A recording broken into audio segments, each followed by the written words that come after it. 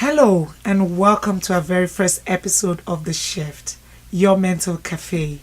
My name is Lilian Kelani. Thanks for joining us. On The Shyft, as you can tell, we'll be discussing all things mental health. I hope you're ready for this. Well, today we're talking about recognizing the faces of crisis. And to discuss this topic with me, I have two beautiful ladies, Deb and Lindsay. You're welcome to the show. Thank you for having us. Thank you. That's awesome. So I'm going to tell you a little bit about these beautiful ladies. Deb is a woman who has living life to the fullest as her motto. And she's been through so much and now is able to actually help families through problems like bipolar and depression. And Lindsay is a mindset coach. Lindsay, you're going to tell us all about being a mindset coach because I really don't know what that is.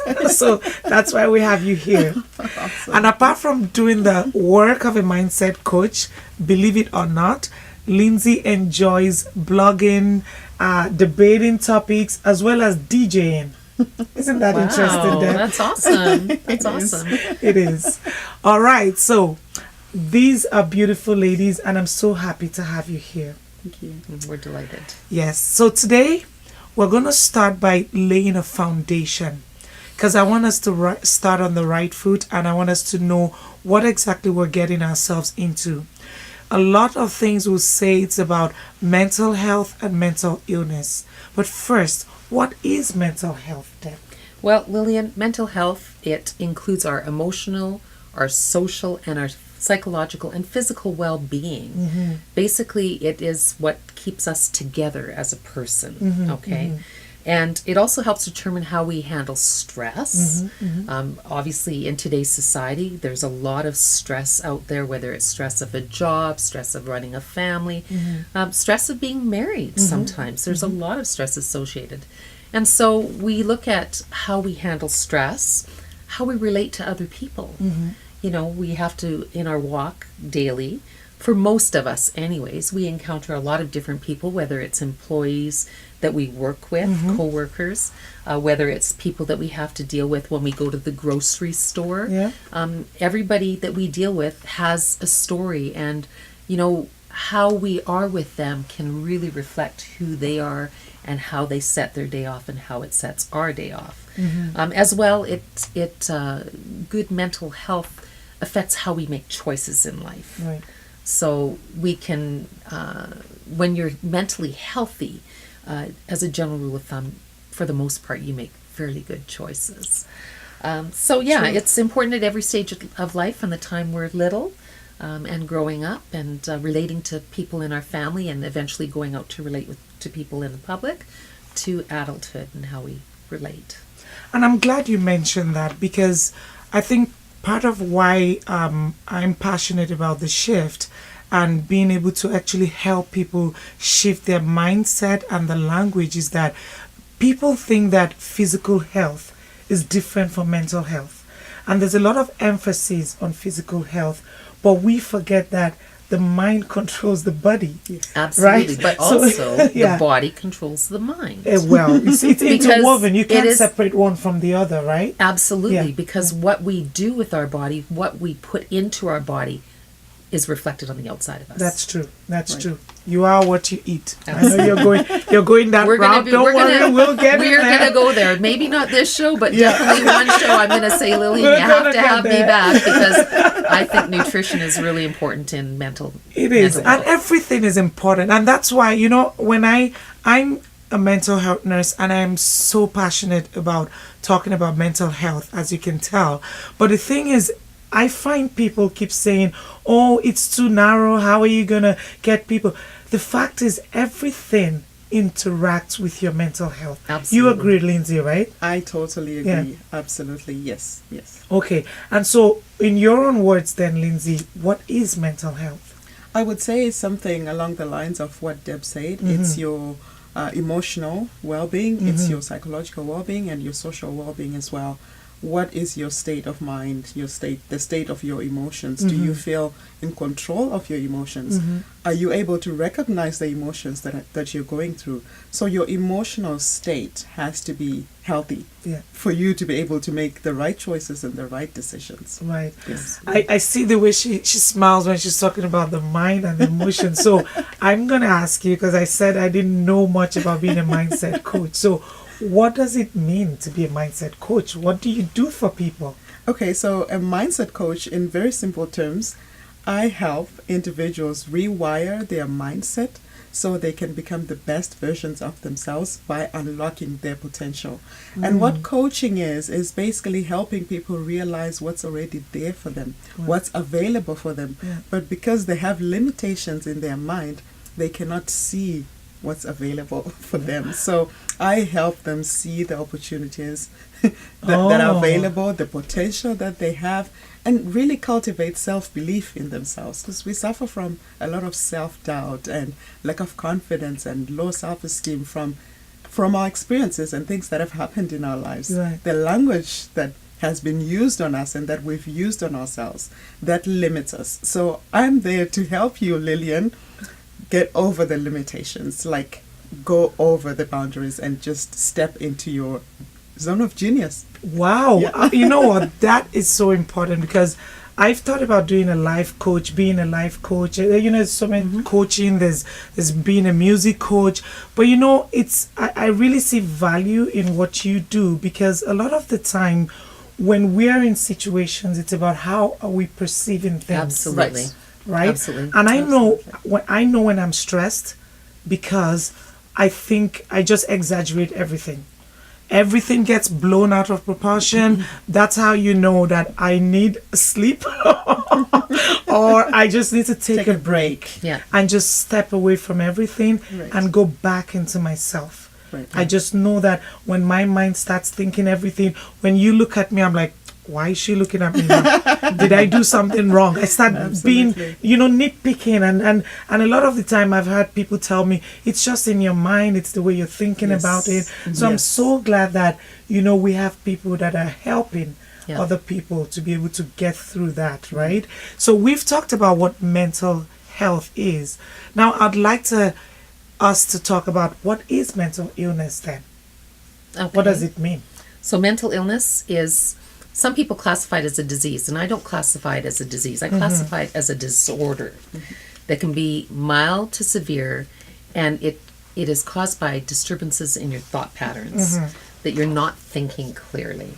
Now, it can generate itself as something as simple as a very mild depression to something as complicated as a schizophrenic disorder. Right. And the level of sickness will determine really the type of treatment that you require in order to make yourself mentally well again, or mentally stable again. And I just wanted to go back for a sec to the coaching aspect of it. I don't know if you're familiar with the Dr. Carolyn Leaf, if you've ever heard of her. No. She actually is, they call her the brain doctor, and she's worked studying the brain for over 25 years. Wow. And she says our brains, we can change our mindset in the matter of about 3 weeks. Yes. Yeah.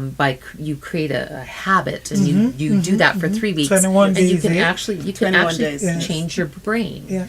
So she likens the brain to, when your brain is not healthy, it's like a thorn bush. And so I can't remember the exact terms of all of the parts of the brain, but it's like having a bunch of fingers and you have all these thorns on it.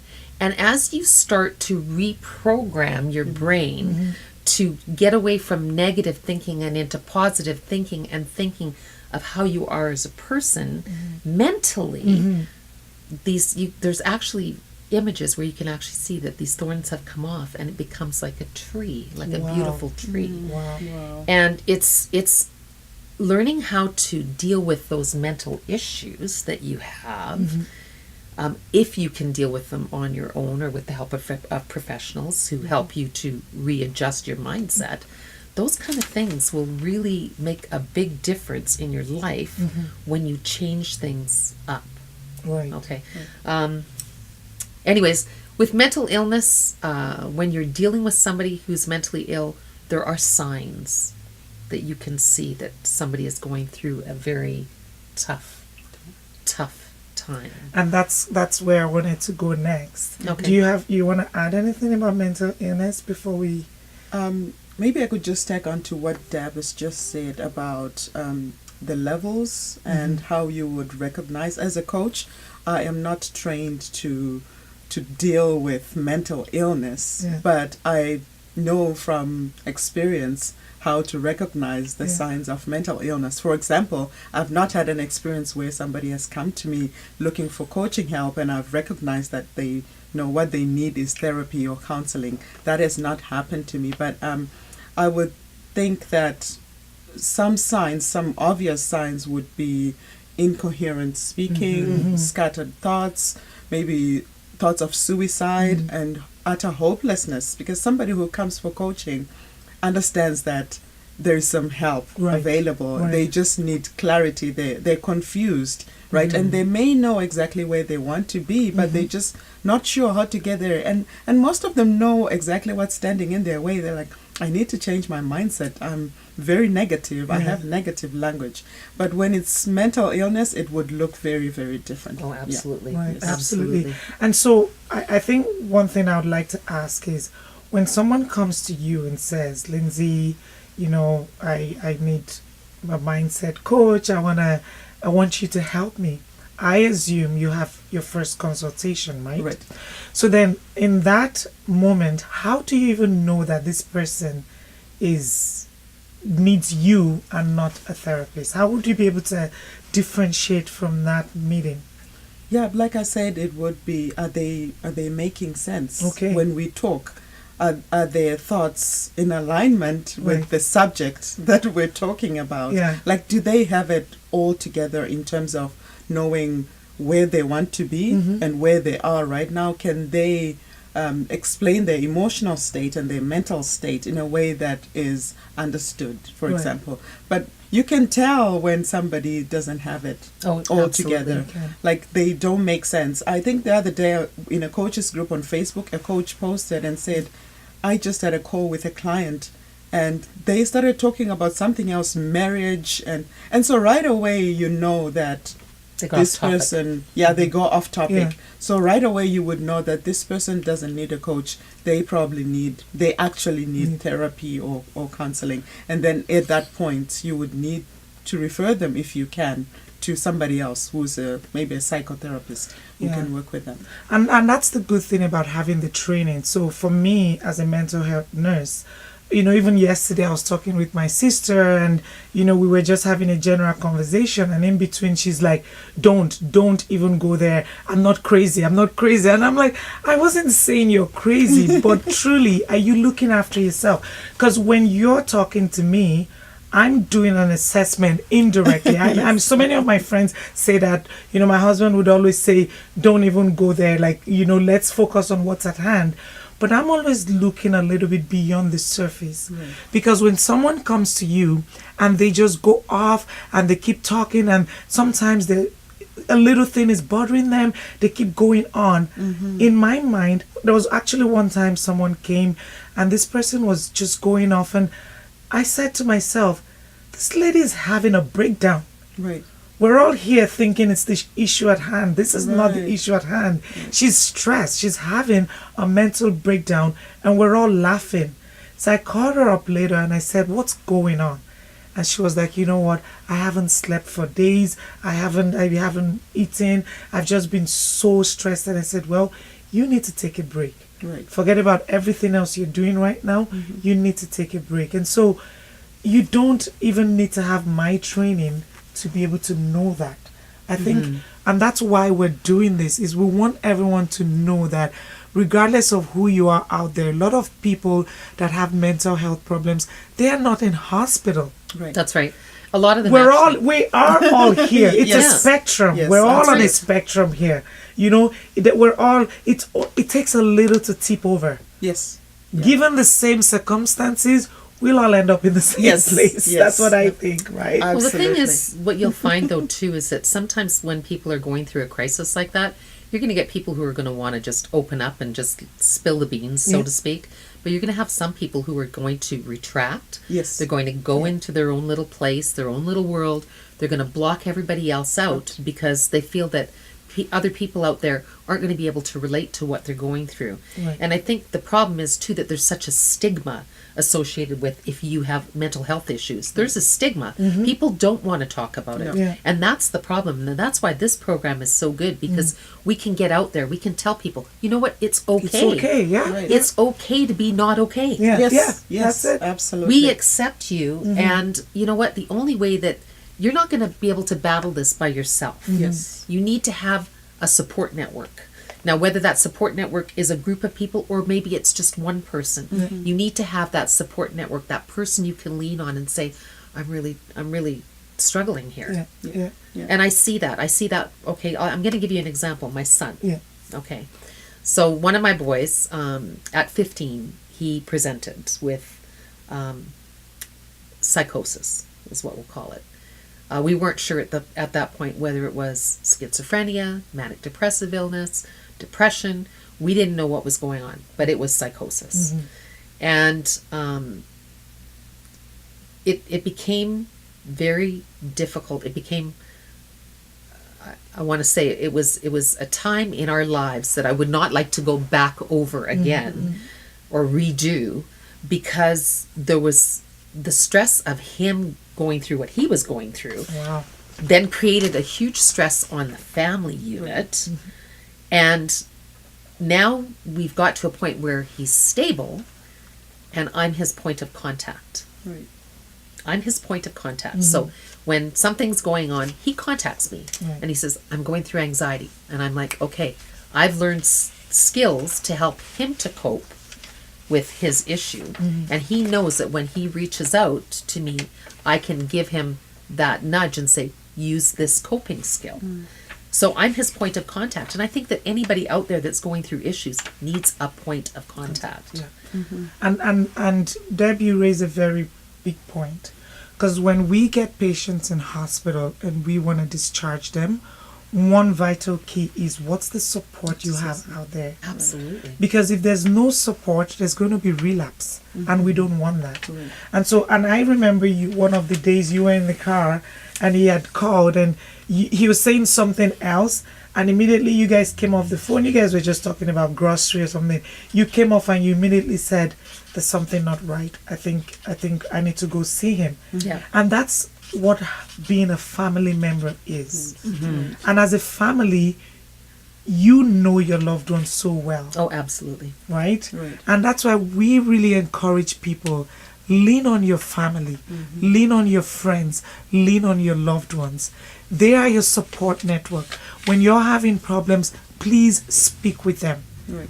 That's so important. You think, Lindsay? Yeah, definitely. And Deb raised a very good point about managing your emotions. Yes. And being okay with feeling what you're feeling. Because I think most of us have been taught to deny feelings such as anger, Yeah. guilt, and shame, Yes. that we try and find validation from the external world instead of looking deep within us and saying, I recognize that I'm angry right now. Right. And this is what has made me angry.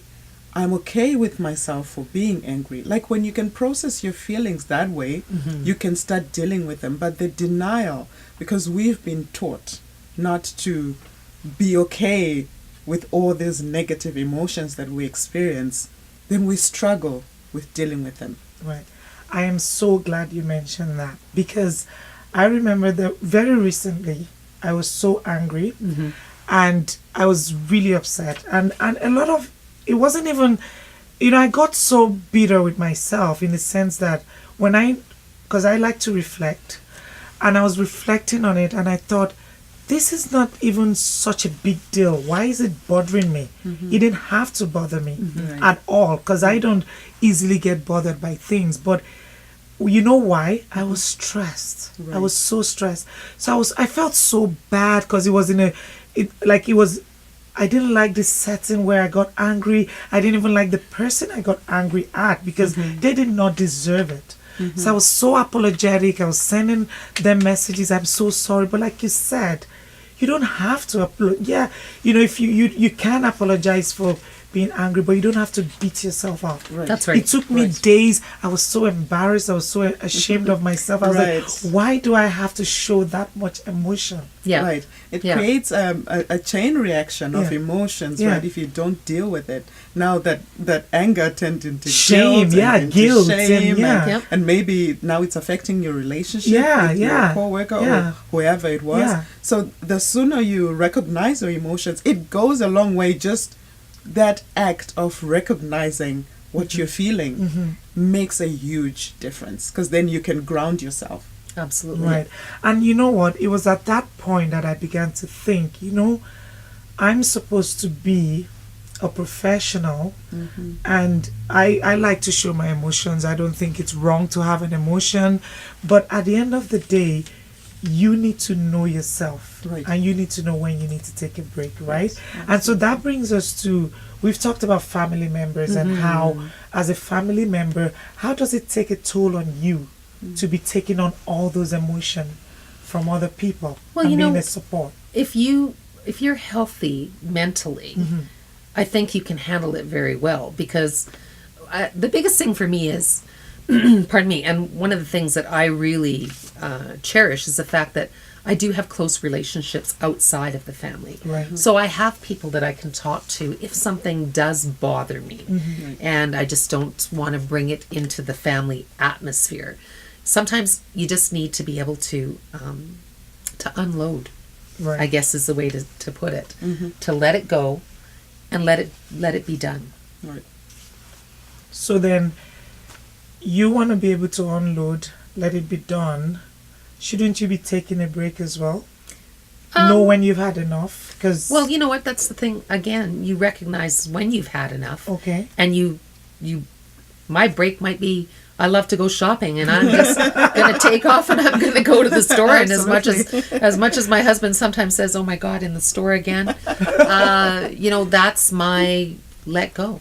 Yes. Right? Yes. So I do something that I like. Yes. I do that I enjoy, and that just brings the level down just to a... That's brilliant. For me, it's silence and solitude. Like, I just have to be by myself. Yeah.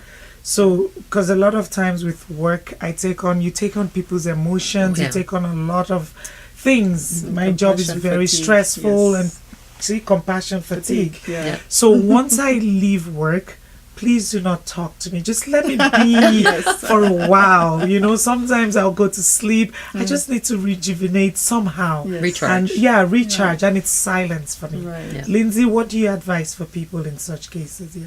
Well, I would just advise to unwind. And like Deb said, she enjoys going shopping. There is no prescription whatsoever on what works for people. Each person is different. And each person should look deep within themselves and find out what makes them feel better. For some people, it's soaking themselves in a hot tub. Right. For some people, I love that. For some people, it is going out. For some people, it is just being in their bed and just relaxing and being away from the outside world. Yeah. Wow. Yeah. So whatever works for you. Awesome. I absolutely love that. Right. So, but you know what? I think at the end of the day, we want to make sure that we are okay, we're healthy, because you have to be healthy to be able to look after somebody else. That's right. Right. You can't give what you don't have. That's right.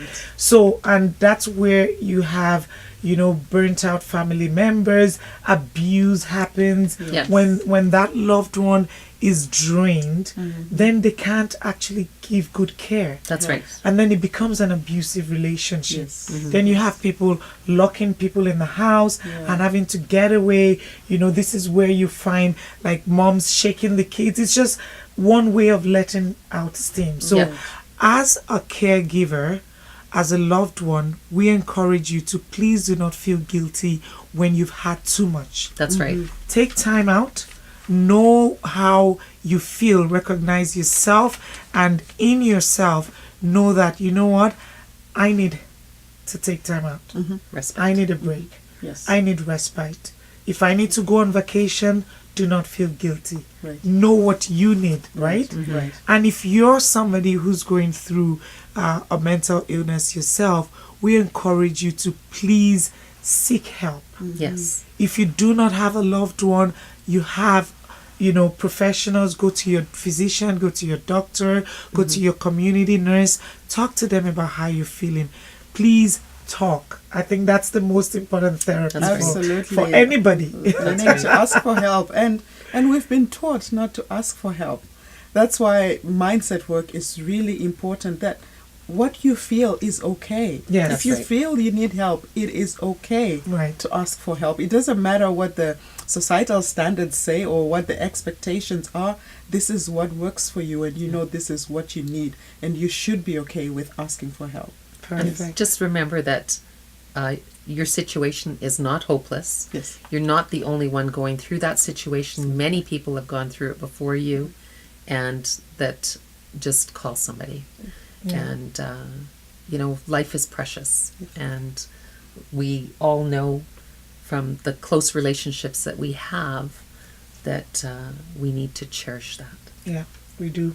Any last words from you, Lindsay? Absolutely. I would just encourage everybody to take care of their mindset and their bodies. I cannot wait to hear more from Deb about about nutrition and how that affects our mental health and our emotional state. But basically, know thyself and recognize Yes. when things are getting out of control and get help as soon as possible. Yes. Well, thank you so much, ladies. That's all we have Thank time you. for today.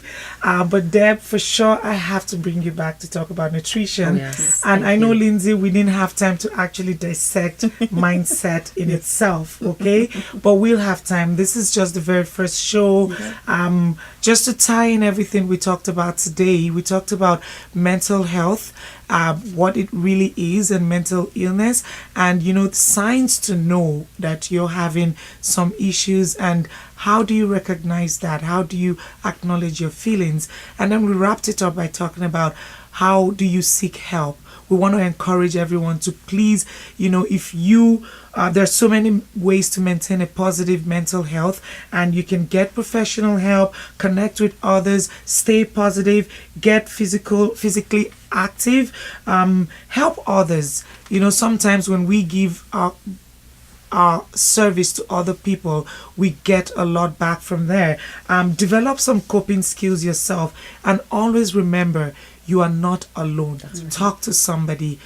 So thank you so much for joining us today. Next week, I need you to tune in same time, June 8th at midday. I'm going to have two beautiful people here. One of them talking about dementia, and the other one talking about young people and how they cope with mental health issues. Remember to please like us on Facebook, follow us on Instagram, follow us on Twitter, and please join our community on YouTube page. Until I see you again, thank you so much for tuning in. It's The Shyft with Lilian Kelani, your mental cafe. Thank you.